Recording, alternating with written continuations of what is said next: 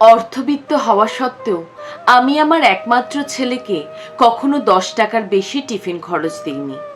সে বরাবরই তার বন্ধুদের দেখিয়ে বলে, বাবা দেখো, আজ সে কত ব্র্যান্ডেড ঘড়িটা পরে এসেছে, বাবা দেখো তার স্কুল ব্যাগটা ইম্পোর্টেড, সুন্দর না বাবা? আমি মাথা নাড়িয়ে শুধু সম্মতি জানাই। আমার ছেলের সাহস হয়নি কিন্তু কখনো সেম জিনিসটা চাওয়ার। একদিন তার পায়ে সামান্য ব্যথা, স্কুলে যাওয়ার সময় বলল, বাবা আমাকে তোমার সাথে অফিসের গাড়িতে নিয়ে স্কুলে নামিয়ে দেবে? আমি তার সমস্যার কথা বিবেচনা করে বললাম, ঠিক আছে। এরপর প্রায় 1 সপ্তাহ সে আমার সাথেই গেল। আমি চুপচাপ তাকে নামিয়ে দিতাম। আমার ছেলের এখন দেখছি হেঁটে যেতেই ইচ্ছা করছে না। পরের দিন সকালে আমাকে বলার আগে আমিই বলে দিলাম, অফিসিয়াল জিনিস ব্যক্তিগত ব্যবহারের জন্য নিষিদ্ধ। বাড়ি থেকে স্কুল 10 মিনিটের পথ, নির্দিষ্ট সময় আরও কিছুক্ষণ আগে বের হবে, হেঁটে যেতে পারবে। ছেলে আমার প্রচণ্ড মন খারাপ করে বসে রইল। এদিকে আমার স্ত্রীও মন খারাপ করছে। কেন করি এমন? এর উত্তর আমার জানা নেই। আজ সন্ধ্যায় ছেলে আমার বাড়িতে এসেই বলছে, জানো বাবা, আমার বন্ধু শহরের সবচেয়ে সেরা স্কুলে ভর্তি হয়েছে, আমিও। বলার আগেই আমি তাকে থামিয়ে জানতে চাইলাম, বাবা প্রতিষ্ঠান সেরা হয় নাকি ছাত্র? ধরো আমি তোমায় সে স্কুলে দিলাম, কিন্তু তুমি ফেল করলে কোনো সাবজেক্টে, তাহলে আমি কি বলবো, তুমি ফেল নাকি স্কুল? ছেলে বলল, বুঝেছি বাবা। আমি তার মাথায় হাত দিয়ে বললাম, এই পর্যন্ত তোমার ক্লাসের কোনো ছেলেই তোমাকে টপকে যেতে পারেনি। তুমি ফার্স্ট বয়, সুতরাং তুমি যেখানে সেরাটা দেবে সেই স্থানই সেরা তোমার মতো। এরপর সে আর এরকম কোনো কথা বলেনি। আজ বিকেলে ছেলে বলছে, বাবা একজন এক্সট্রা টিউটার লাগবে, আমার ম্যাথ ইংলিশে একটু সমস্যা হচ্ছে। আমি ছেলেকে বললাম, বাবা একটু কষ্ট করতে হবে, আমি যখন রাত করে বাড়িতে ফিরবো 9টা কিংবা 10টায়, আমার কাছেই তোমাকে ম্যাথ আর ইংলিশ দেখতে হবে। বাবা তুমি পরিশ্রম করে বাড়ি আসো, তাই না? আমি হেসে বললাম, না বাবা, আমার কাছে এত সামর্থ্য নেই তোমাকে এক্সট্রা টিউটার দেওয়ার, আমি বরং একটু কষ্ট করি, কি বলো? ছেলে আমাকে জড়িয়ে ধরে বলল, ঠিক আছে বাবা। স্ত্রী রাতের বেলা জিজ্ঞেস করলেন, তুমি এরকম 10টা টিউটার রাখতে পারো, কিন্তু কিন্তু আমি চাই আমার সন্তান বুঝুক আরাম করে কিছু পাওয়া যায় না।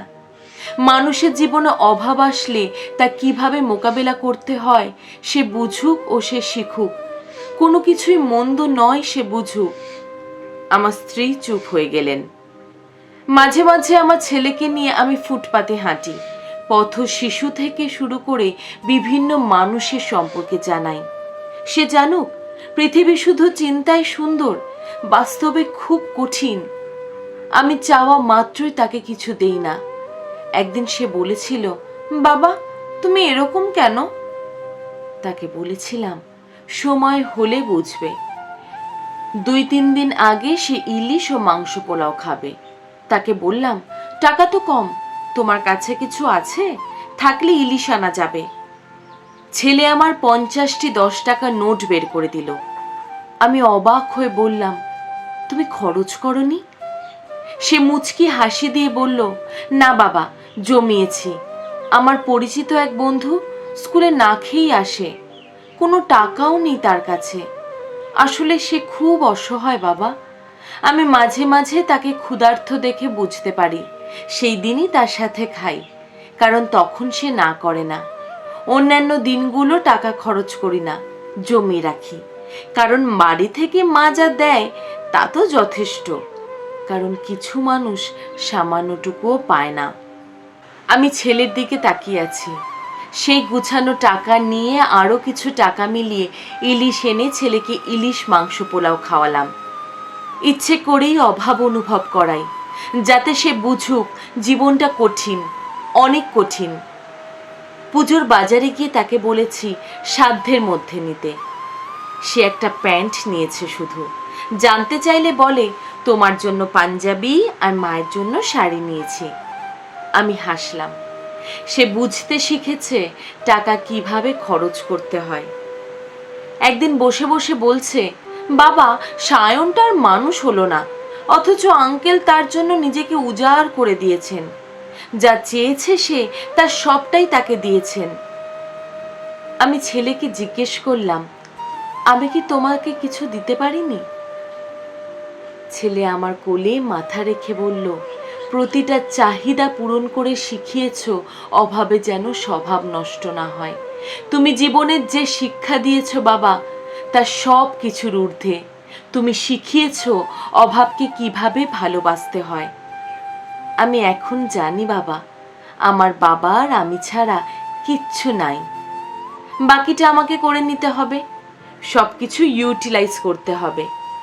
আমি সাধারণ জামা কাপড়েও হীনমন্যতায় ভুগি না বাবা, কারণ আমি জানি আমি কে। তোমার দেওয়া শিক্ষা আমি সারা জীবন ধরে রাখবো বাবা। চাওয়া মাত্রই পেয়ে গেলে আমি কখনো জানতামই না 50 দিন না খেয়ে টিফিন মানি জমালে 500 টাকা হয়। তুমি আছো বলেই সম্ভব। আমি মানুষকে মানুষের চোখে দেখি, আমি বুঝি জীবন কত কঠিন।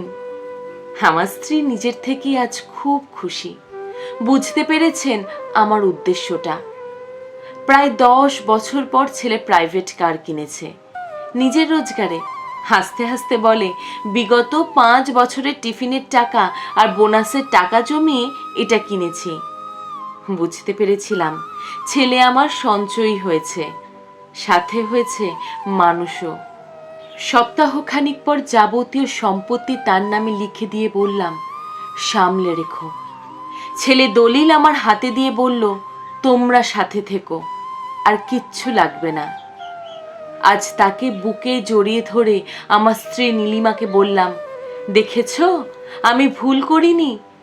আমি আমার সন্তানকে মানুষ করতে গিয়ে জীবনের শ্রেষ্ঠ শিক্ষাটাই দিয়েছি, যেমন আমার বাবা দিয়েছিলেন আমাকে।